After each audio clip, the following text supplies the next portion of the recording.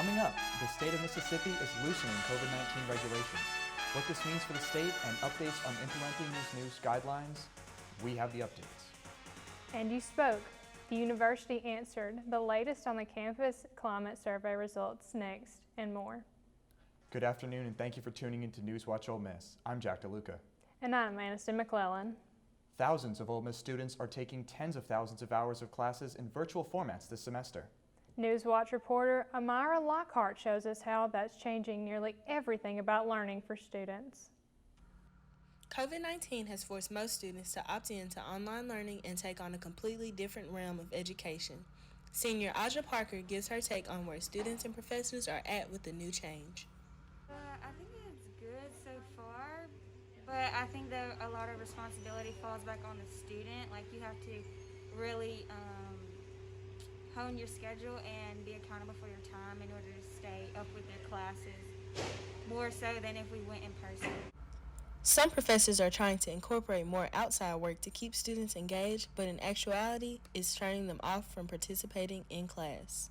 The professor will say, watch this lecture before the Zoom class or something like that, and it'll be like a 40-minute video. But I mean, I think there's no real solution to it. Everyone's just trying to figure it out. Parker believes that more well-trained professors is the most feasible solution to a more viable online semester. I wish, like I've heard from a lot of other people from other colleges, that their professors are more trained in Zoom and stuff like that. So I think it would be helpful if the professors maybe had a training course in Zoom before they're forced to hold classes on there. With the semester rapidly approaching to an end, hopefully students' concerns with Zoom will be more seen and heard in the planning of the spring semester. This has been Amira Lockhart, Newswatch Ole Miss. Oxford retail stores and restaurants received news that the Board of Aldermen voted to relax some of their restrictions in place due to COVID-19. These match the restrictions in Governor Reeves' latest executive order. Retail businesses can allow up to 75% capacity in their stores, and restaurants can expand their dining capacity to 75% as well. Previous restrictions only allowed for 50%. The vote was tied 3-3 on the motion, and Mayor Robin Tannehill was the deciding vote.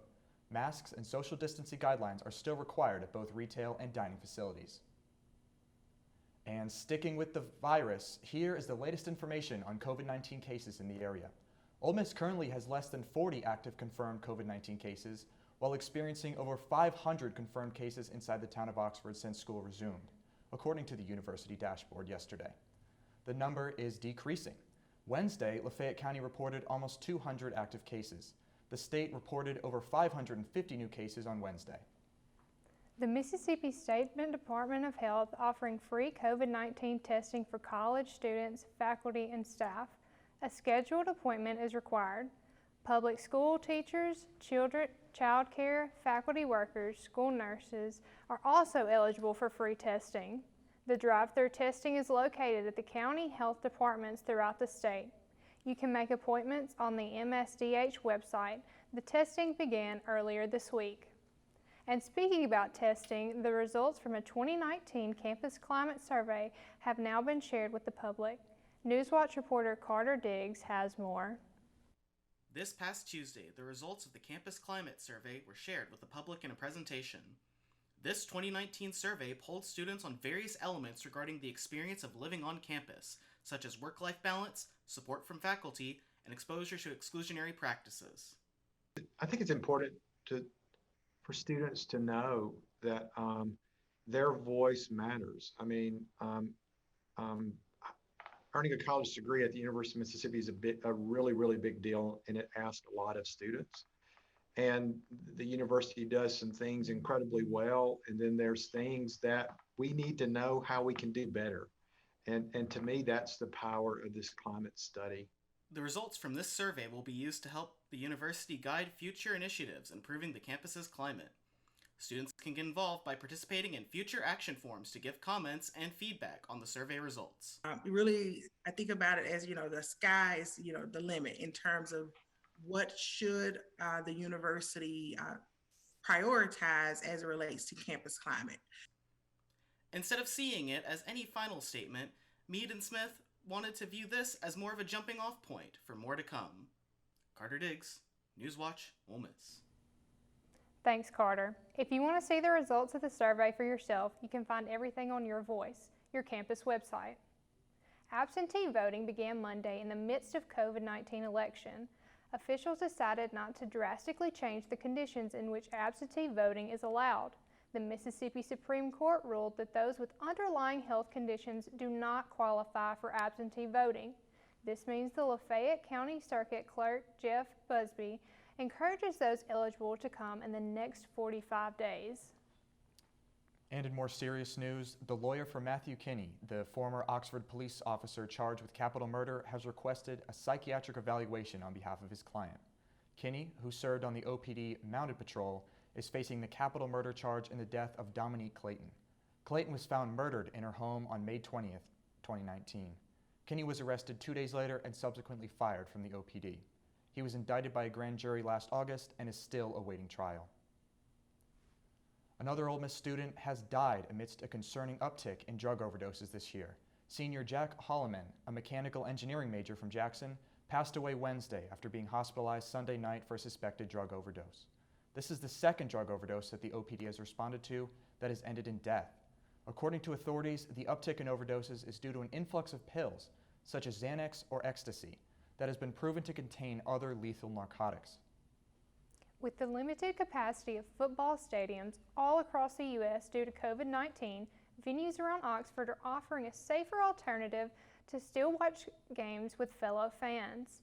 Several different locations are hosting watch parties, starting with the Rebels home opener against Florida this Saturday.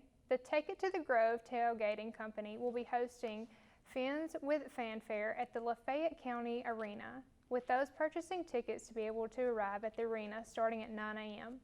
For fans who would like a more intimate watching experience, the Lyric will be hosting a free watch party on Saturday, but reservations are required. Newswatch Ole Miss alumni Brittany Brown is virtually speaking to students on how to get a job in the journalism field. The Ole Miss Career Center is hosting Brown to provide real-world advice on how she managed to make the most of her time at Ole Miss to prepare herself for life after college. The meeting will take place Tuesday at noon until 1 over Zoom. The Zoom link has been emailed to students. Well, fall weather has decided to join us this week, Aniston. Yes, and so did falling raindrops in the past couple of days. Stay tuned for what to expect for our first game day weekend. When I was in foster care, I never knew when I would have to move, so I always had my suitcase ready to go. Then one day, I was adopted. My new parents opened their hearts and home to me. My parents cook my favorite breakfast for me every morning. My parents take me on trips I never thought I would go on. They gave me a home and an even better reason to use that suitcase. My parents aren't perfect, but they're perfect for me.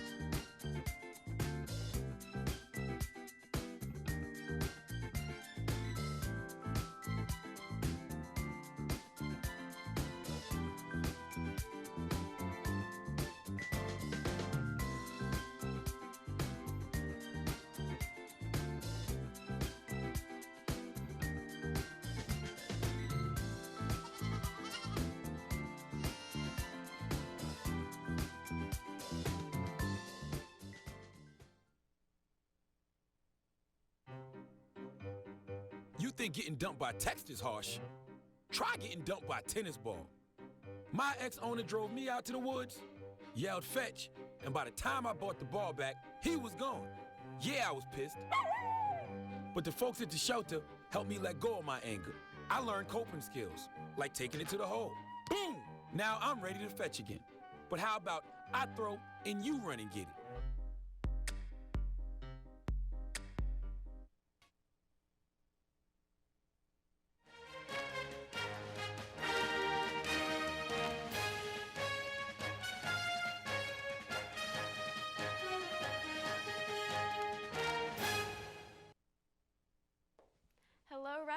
My name is Kelly Weatherton, and I'm here with our game day weekend weather forecast. Starting off tonight, we're going to have a high of 77 degrees, mostly cloudy skies, and a 10% chance of rain. Moving right along into tomorrow, it looks like it's going to be a beautiful day to beat some Florida Gators. We'll have a high of 80 degrees, partly cloudy skies, and 10% chance of rain. Moving along to our weekend outlook, we're going to move away from that gloomy weather as we will have clear skies coming up later today with a partly sunny weekend. We're also going to have rising temperatures up into the 80s. And that is it for our game day weekend weather forecast. See you later, Rebels. It's finally game week for the Ole Miss football team, and everyone is anticipating the start to the Lane Kiffin era here at Ole Miss. Up next on Sports Watch, we'll fill you in on key matchups for the Rebels and all things Ole Miss sports, so stick with us. You told me not to talk to strangers. You told me not to cross the street without looking both ways. You told me not to touch the stove. You told me not to do drugs. You told me not to drink and drive. You gave me so many messages about how to stay safe. Why didn't you keep me safe by properly storing your gun?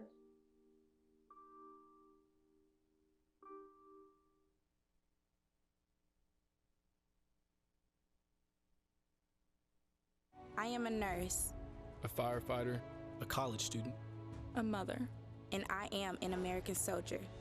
I will always be ready for every storm and disaster that threatens my community.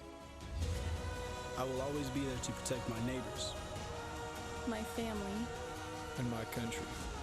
We are the Army National Guard. We are the Army National Guard. We are the Army National Guard. Visit nationalguard.com to learn more about part-time service.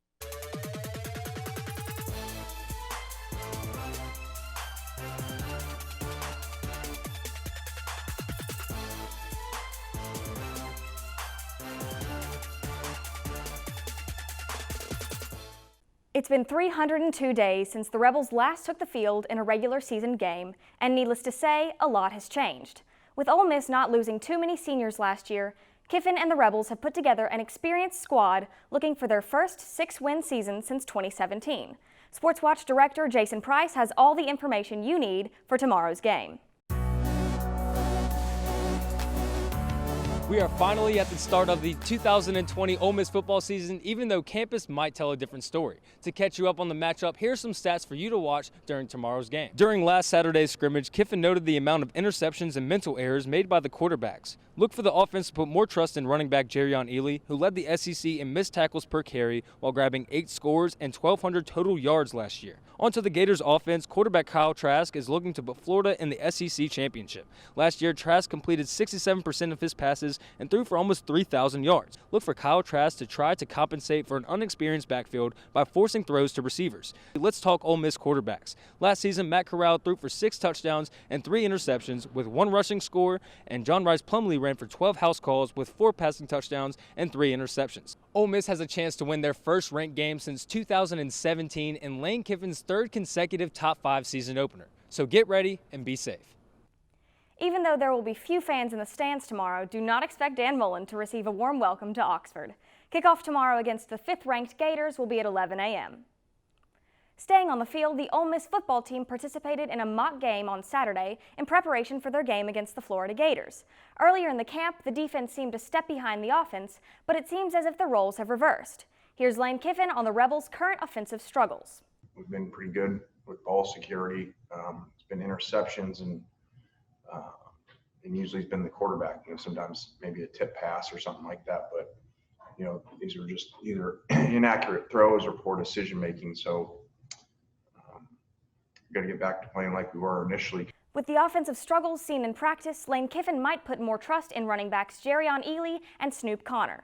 Tune in Saturday to see if quarterbacks Matt Corral and John Rice Plumlee can find their groove against the Gators. From the gridiron to the gravel, the Ole Miss cross-country team jumped the gun on the season this past weekend at LSU's SEC preview, with both teams placing second. The Rebels trailed only Arkansas, with the men's 6K team falling by just 8 points with a score of 37. The women's team had a tougher task, though, falling 31 points short of first place with a score of 46.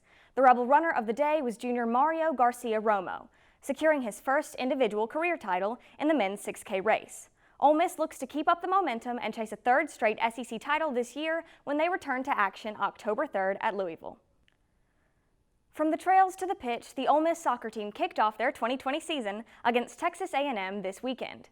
In the first half, the Rebels' defense kept the Aggies scoreless, as Ole Miss went into the break tied 0-0. After the halftime, the Rebels began to lose their grip on the game, with Texas A&M pulling ahead in the 50th minute. Things did not get better for the squad, as the Aggies would tack on 2 more goals before the end of regulation, making the final score 3-0. The Rebels look to turn things around this coming Sunday, taking on LSU at Baton Rouge. Well, that's all I have for sports, but make sure to follow us on Instagram at Newswatch Ole Miss for more of your favorite sports updates. Happy season opener weekend. Back to you. Well, we always love a reason to celebrate our four-legged friends, don't we, Absolutely, Aniston? Jack. Stay with us to see how you can put your canine in the spotlight. That after the break. We are Ole Miss Rebels. As Mississippi's flagship university, we dig deeper, see farther, work harder. We pioneered human organ transplants. We helped prove Einstein's theory of gravitational waves. We are distinguished as a Carnegie R1 top 2.5% research institution. We are Ole Miss, transforming lives and the world.